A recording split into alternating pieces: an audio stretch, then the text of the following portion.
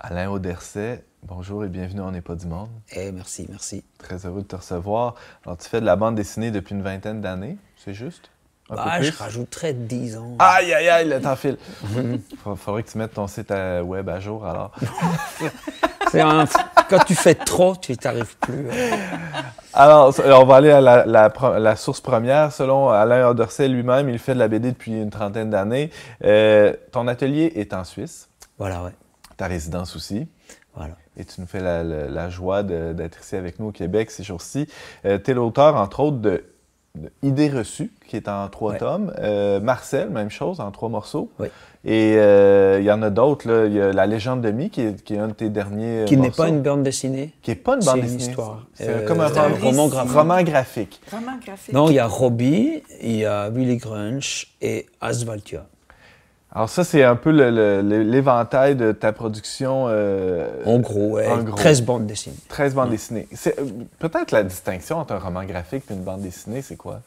Pour commencer. Donc, depuis peut-être 10 ans, j'ai commencé à écrire les choses que je vivais. Et notamment ma relation d'amitié avec Dieu. Pour moi, Dieu n'est pas un truc religieux. C'est vraiment quelqu'un que j'ai appris à connaître. Et j'ai appris à le connaître en prenant chaque jour un peu de temps à marcher en forêt. Ah. J'allais en forêt, et je vais toujours, et je cherche son cœur, et je pense que ça a dû le toucher, parce que du coup, vraiment, on s'est rapprochés, vraiment. Et tout ce que je fais, que ce soit en écriture ou en dessin, on le fait ensemble. Et si bien que là, maintenant, je suis vraiment totalement pistonné. Pistonné, ça vous veut dites dire ça? quoi? Mais tu es aidé directement par le grand patron. Tu vois, t'es vraiment, il te met les bonnes personnes au chemin. Voilà. Et moi, ce qui m'intéresse, c'est de le faire avec lui. C'est tellement bon de sentir sa présence. Juste pour te dire, par exemple, Asvaltia, j'ai donc tout le scénario qui est fait. Je sais pour tous les 6 ou 7 albums à venir, là, je sais, enfin, au total, ce sera un total. Je sais ce que ça va être, mais je parle de ça en forêt avec lui, et le Seigneur me dit, regarde, je vais te montrer ce que ça pourrait être aussi. Et puis, tout à coup, il me montre un autre aspect de l'histoire, et je me dis, oh, c'est génial, mais ça me détourne un petit peu, ouais, mais ok. Et ou bien j'ai eu un rêve une fois. J'ai rêvé d'une double page, tiens, je vous la montre. Je l'ai eu en rêve, et c'était pas dans mon histoire. On voit tout plein de voitures qui courent, c'est-à-dire c'est le monde qui veut gagner, qui veut aller de l'avant et tout ça, avec juste une voiture là au milieu, qui n'arrive pas à suivre parce qu'elle n'est pas comme les autres, tu vois. Ça ressemble à moi, ça, en me rendant au bureau ce matin. Là. Dans ma petite voiture, j'essayais de suivre, puis je n'étais pas capable. Continue. J'ai eu ça en rêve, et j'ai dit « Waouh, c'est génial !» Et j'ai littéralement copié l'image, et ça a ajouté un chapitre de plus dans mon histoire, et ça a donné une dimension, une profondeur à la BD, et puis c'est vraiment lui, quoi. En plus, il n'y a pas d'enjeu de droit d'auteur avec lui. Là. On peut copier, ça va. Non, de toute façon, ça le dérange. On est dans un monde, la nature était de lui, c'est impressionnant comment on peut être profond dans cette nature, déjà avec l'infiniment petit maintenant, mais même toutes les nouvelles découvertes, rien qu'avec la forêt, quand maintenant les scientifiques se sont rendus compte que en fait, les arbres communiquaient à travers des gaz, à travers les racines, c'est impressionnant. Les champignons, on est dans un monde, on n'a pas fini d'admirer ce qui a été fait par le Créateur. Et du coup, moi, je suis un de ces fervents admirateurs, adorateur de tout ça, et je fais les choses avec lui, et j'ai l'impression que Dieu continue de créer même des mondes parallèles qu'on les fait ensemble, tu vois. C'est comme un père qui aime passer du temps avec son fils, avec un de ses enfants, et puis on vit ça comme ça. Et je reçois des témoignages de gens qui sont touchés par quelque chose qu'il y a dans la BD, dans le livre, mais vraiment profondément, et c'est pas moi, c'est lui. Toi, t'es un vecteur, ça. On est les deux, quoi. Mais du coup, je reçois des témoignages, mais c'est vraiment... je suis juste admiratif. Je dis, ça c'est... Moi, ça, je peux pas faire. Il y a cette bande dessinée, c'est la première que j'ai sortie. OK, idée reçue. Qui traînait dans un bureau, là, dans un foyer. Et puis, les gens la lisaient pas. Puis, cette famille a eu beaucoup de disputes jusqu'au point de s'entre-déchirer. Et un jour, quelqu'un l'a sorti et l'a mis sur la table, a été bouleversé par ce que ça parle, tu vois. Et ça a créé un changement et cette famille s'est réconciliée autour de cette BD. Je reçois des témoignages de ce genre-là. C'est pas moi je peux pas faire ça. Même si mes idées, elles sont bonnes, ça reste de l'écran sur du papier. Mais c'est lui, quoi. Et c'est ce que je veux. Et c'est ces moments invisibles dans la forêt, tu vois. Tu dis, je lisais dans un de tes livres, celui sur justement la promenade en forêt, que l'atelier est pas très loin de la maison, dans le même building, ça se peut-tu? Building. Ouais, alors c'est une vieille baraque qui d'ailleurs, ça c'est le tome 3, on voit, c'est une porte, et puis c'est la porte dans un arbre. Et puis la maison, elle est carrément, moi j'habite au-dessus de l'atelier. OK. Donc l'atelier est au rez-de-chaussée, puis t'habites au-dessus. Voilà, ouais. OK. Et tu racontes que pour aller au travail, tu fais un petit détour et tu vas à la forêt pour ensuite revenir. Ah, c'est vrai que dans le temps, c'était séparé. Au moment où j'avais écrit le tome 1 de Rendez-vous dans la forêt, l'atelier n'était pas au même endroit. Et je disais, c'est mon raccourci. Et en fait, c'est un raccourci qui me prenait du temps, mais qui me faisait gagner du temps intérieurement. Et même c'est là que tu allais chercher toute ton inspiration. Mais je faisais pas, c'était pas le but. Mon but, c'était vraiment d'avoir un temps avec Dieu comme on a un temps avec un ami à qui on tient. Et par contre, là, je recevais des choses, c'était incroyable. Je me rappelle d'une fois, juste pour citer cet exemple, j'étais touché en écoutant l'histoire d'un missionnaire chinois qui était persécuté par la politique, tout ça, puis puis j'ai dit, mais Seigneur, c'est extraordinaire, j'aimerais atteindre ces gens. Ah, mais j'y pense, mais toi, tu connais tout le monde là-bas. Est-ce que tu pourrais pas m'arranger quelque chose? Voilà, c'était une prière comme ça.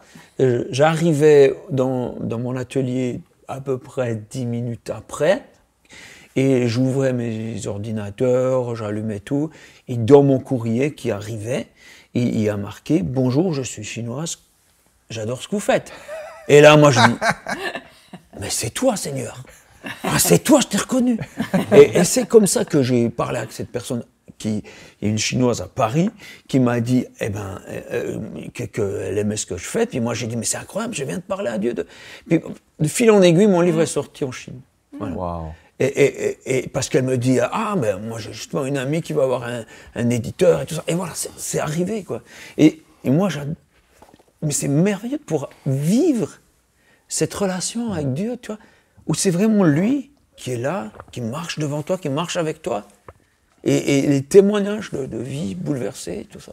Et en te laissant guider comme ça te donne, on pourrait penser que tu es comme un pantin dans la main de Dieu, mais au contraire, ça te donne une grande liberté, parce que tu n'es pas en train d'essayer de plaire à un éditeur, ou tu te laisses aller à ce pourquoi tu es fait complètement. Alain Auderset, raconte-nous peut-être la légende de Mie. Qu'est-ce que ça dit? La légende de Mie, c'était il y a 10 ans où j'avais pas le moral, ça peut arriver, tu vois, même tout croyant que tu es.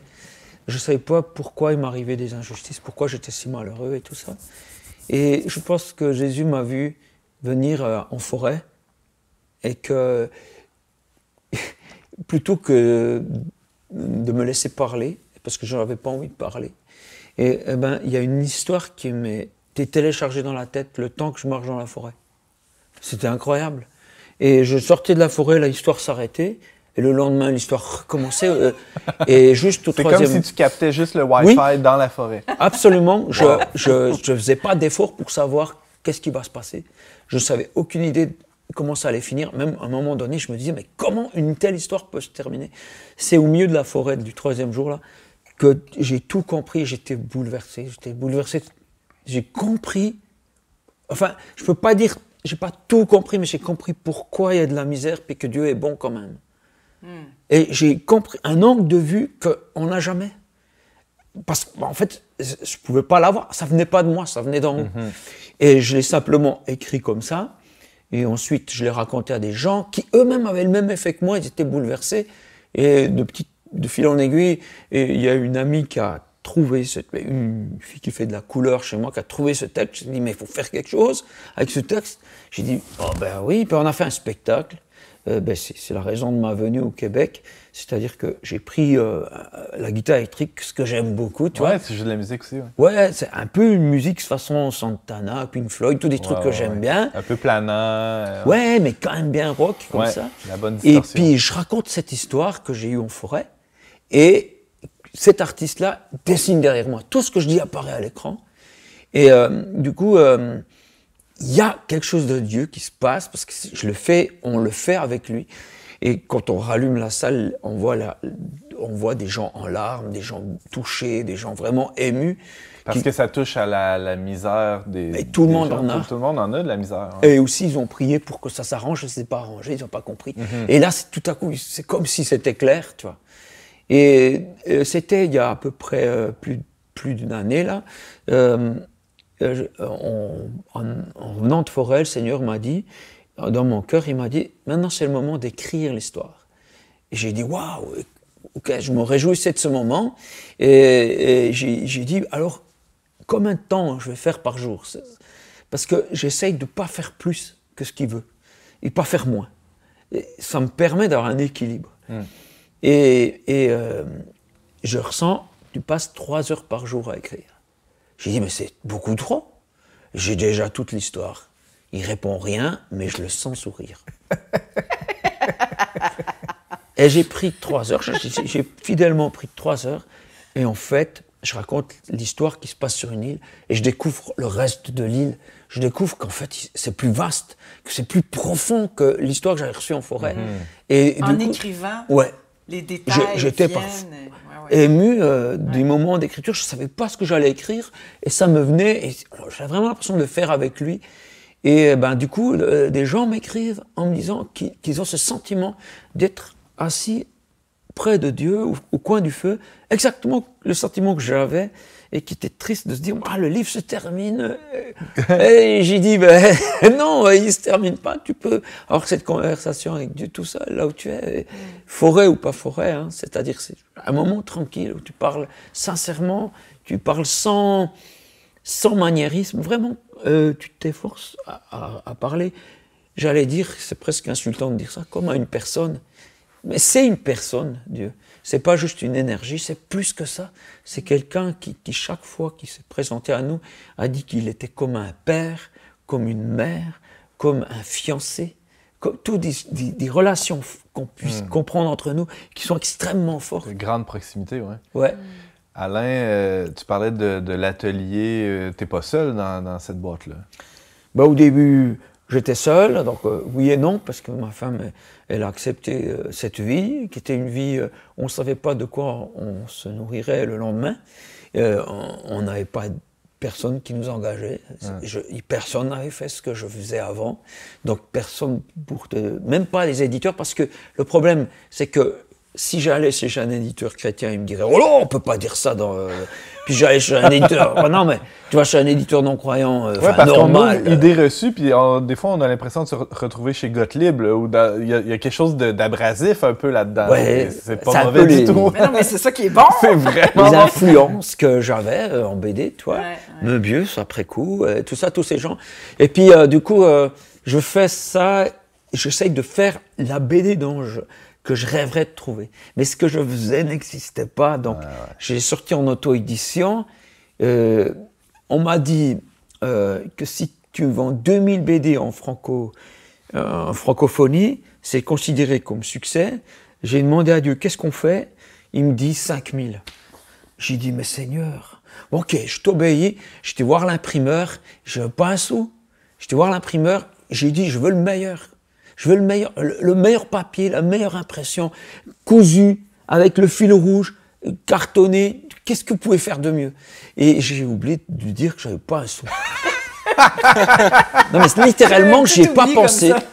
C'est un oubli pratique. Et c'est que je me suis rappelé à la maison, je me suis dit, mais c'est que ça coûte tout ça. Ça t'a évité de lui mentir, cet oubli-là. J'ai plié le genou. J'ai plié le genou, puis j'ai appelé le père. J'ai dit, en fait... Depuis le début de cette histoire, on est ensemble, fais quelque chose. Et voilà qu'un homme que je ne connais pas, qui m'a vu une fois parler à un endroit, alors que je n'étais pas populaire, mais il m'a dit, j'étais chez moi en train de prier, et je t'ai vu en vision, je t'ai vu. Qu'est-ce que je dois faire? J'ai dit, mais t'es qui? Et il me dit, ben, moi, je travaille dans une entreprise américaine. Je dis, oh bon, américaine, ben, finance-moi le livre, alors. Pour moi, américain, voilà, c'est ça, manager. Voilà, américain, argent. Il a eu un petit silence. D'habitude, ça suffit à les chasser définitivement, hein, ces gens-là, un peu mystiques. Puis, il m'a rappelé, il m'a dit, c'est OK, je te prête l'argent, tu me rembourses à mesure que tu vends tes livres, sans intérêt, tout. Alors, on a imprimé 5000 livres. La télévision nationale s'est pointée à l'atelier alors que je pensais que c'était impossible. Mais je les ai quand même appelés, mais tremblants, hein, je les ai appelés. Ils sont venus. Coup de pub incroyable. J'ai pas voulu ça. J'y suis pour rien, je vous promets. Mais au moment où sort ce reportage, il y a 2 avions qui foncent contre une tour aux États-Unis. Mon livre sort le 11 septembre 2001. Et tout le monde en Suisse pense que c'est la 3e guerre mondiale qui débute. Allume la télé et avant le journal, il y a Bibi. J'ai jamais eu un taux d'audience. Le pays n'a jamais eu un taux d'audience pareil. Mes livres sont partis. Les 5 livres des uns. Ouais. Là, j'ai pas voulu ça. Ça s'invente pas un truc comme ça. Non, c'est ça. Mais je me dis, un jour, mon livre leur fera du bien. Je me dis, un jour, il est sorti en anglais, mais là, j'ai encore pas d'éditeur. Mais je sais qu'il y a, il y a un truc qui va se passer. Et je suis dans l'attente, comme dans plein de choses dans ma vie. Et donc, on a vendu tout en 3 mois. On a dû rééditer. On a rendu à 80 000 livres vendus. Pour quelque chose qu'un éditeur n'aurait dit, ça marchera pas, parce que il n'y a rien de pareil. Ça coche aucune case, ça rentre nulle part. Ouais. Tout à coup, Dieu apparaît dans un monde moderne, avec un langage qui correspond à un monde moderne. Et en fait, il n'a pas changé. Il a toujours été le même, mais il est adapté à la culture du moment. C'est Marcel aussi qui s'adapte à la culture du moment, la série Marcel. Marcel, ouais, alors donc ça c'est le tour. Ça parle aux gens, qu'ils soient croyants ou non. Là.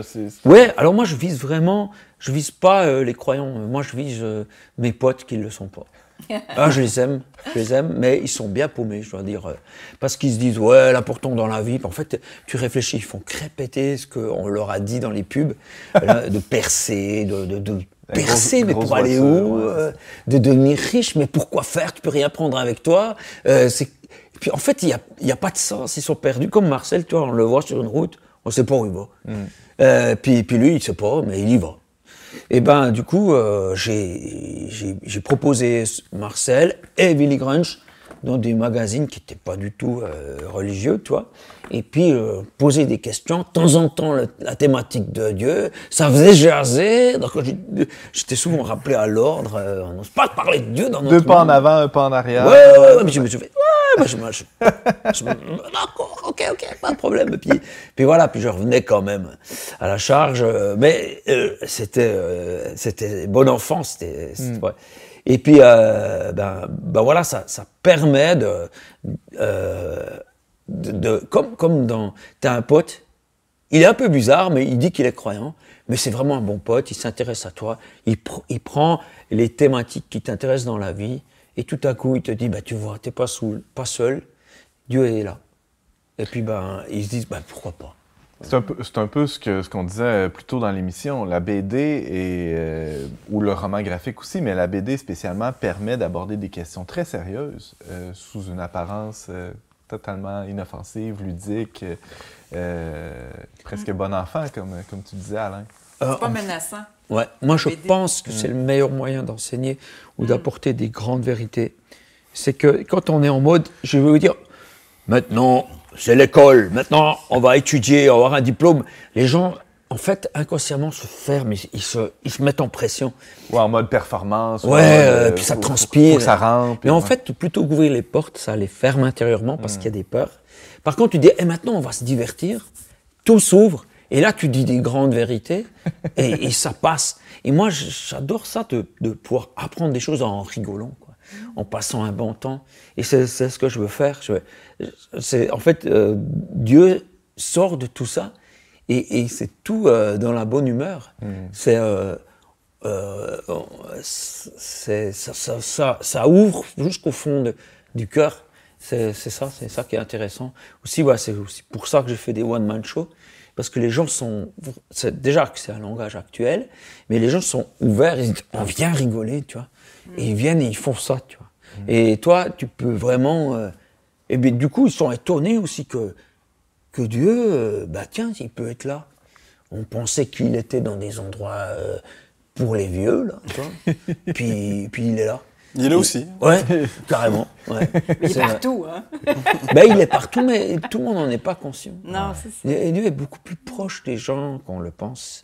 Il est beaucoup plus proche. C'est ce que dit la légende de Mi, celui-là, là. Ça dit vraiment ça.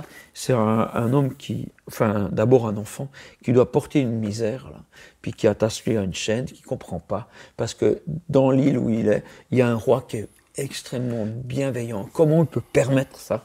Et en fait, il se rend compte que, je ne veux pas spoiler, mais il se rend compte que derrière le rocher, ce roi l'attend pour souper avec lui. Et une amitié naît. Et puis, finalement, à la fin, il comprend pourquoi il doit traverser tout ça. Mais on se rend compte que, en fait, Dieu est très proche des gens. Et souvent proche des gens qui ont la misère, tu sais.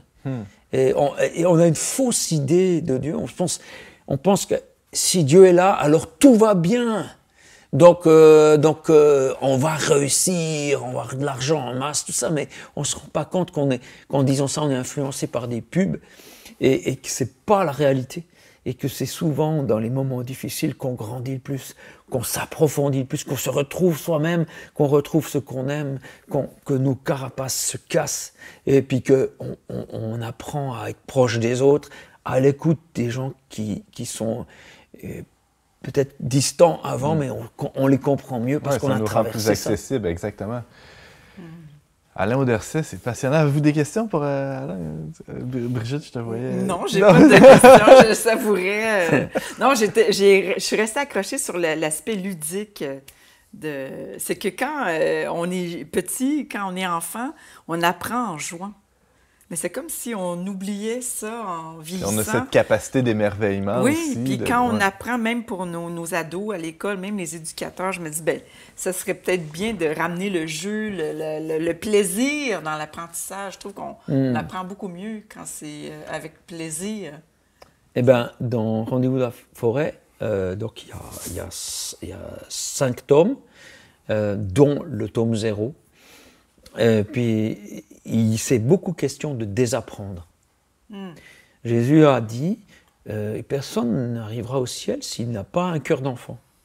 Et donc on se dit, mais non, on pensait qu'on doit être de plus en plus responsable, mais c'est pas du tout ça. En fait, on doit réapprendre, rien qu'un exemple, mais physique, c'est que bien respirer quand on fait du chant, par exemple, on l'apprend qu'il faut respirer avec le ventre, ça nous donne du coffre, et puis c'est comme ça qu'on vit mieux. Mais avec l'âge, on respire avec l'estomac, c'est dû au stress. Donc tu vois, la preuve qu'il faut redevenir un enfant, pas devenir bête, c'est pas ça, c'est pas d'être niaiseux, là, mais c'est de ça, apprendre à s'émerveiller des choses, à réapprendre à voir, on voit plus les beautés, on voit plus ce qui compte. Un enfant, il sait que ce qui compte, c'est ses proches. Un adulte, il pense que c'est son salaire, tu vois. C'est tellement faux, puis c'est l'amour qui te rappelle que c'est ça qui est faux, quoi. Et donc, du coup, je trouve qu'on a beaucoup à désapprendre. Mais ça demande un démontage des choses, puis passer par une autre voie pour grandir.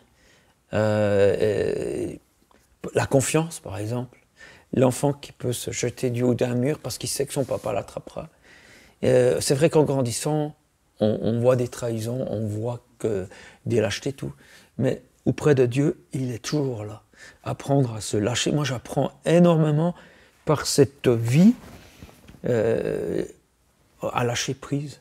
Je ne sais souvent pas du tout de quoi demain sera fait parce que j'arrive pas à tourner, mais je sais, mais Dieu, c'est toi qui feras que ça ira. Oui, j'imagine que tu vis ça dans ton atelier, cette espèce d'appel à t'abandonner ou à faire confiance à la providence de Dieu. Oui. C'est précaire quand même, le monde des arts, non? Ce truc de l'enfant qui se jette en bas du mur puis qui sait que son papa le rattrapera, je l'ai vécu tant de fois. C'est chaque livre est un peu de la foi matérialisée. Combien de fois j'ai imprimé un livre sans un sou et j'ai dit, eh ben, Dieu pourvoira. Et j'ai lancé l'impression et l'argent est venu, je ne sais pas d'où, je n'ai pas compris. et c'est vraiment, c'est toujours un lâcher-prise. Dieu n'est pas une théorie, c'est vraiment quelqu'un sans qui je ne pourrais pas exister. Et ça n'existerait pas. Tu as déjà fait ça, toi, Antoine, imprimer sans avoir une scène? Ça ressemble à notre modus operandi ici au Verbe. Oui, c'est ça. On a expérimenté ça assez souvent. Sophie, notre directrice, pourra en témoigner encore mieux que moi. Alain Auderset, c'était passionnant. Merci infiniment d'être passé nous raconter toute ton histoire et ces histoires-là. J'invite les gens à aller sur auderset.com, AUDERSET. Oui, il y a ça. Et puis, si ça vous intéresse d'avoir les livres, c'est plutôt sur shop.auderset.com. Tout simplement, tout est là. On peut se procurer ces livres-là. Franchement, j'invite les gens à découvrir. Il y a du bon stock là-dedans. Moi, j'ai Idées reçues. Marcel, ça a retenu mon attention. Il y a Robbie aussi, dont on aurait pu parler. Tu reviendras. Et si jamais, il y a 80 pages offertes quand vous allez sur shop.auderset.com. Vraiment, vous pouvez les télécharger, c'est gratuit. Il n'y a pas d'entourloupe. Non, c'est vrai, je l'ai expérimenté. Ah oui? Moi aussi. Pas d'entourloupe. Génial. Merci beaucoup, Alain. Merci à vous.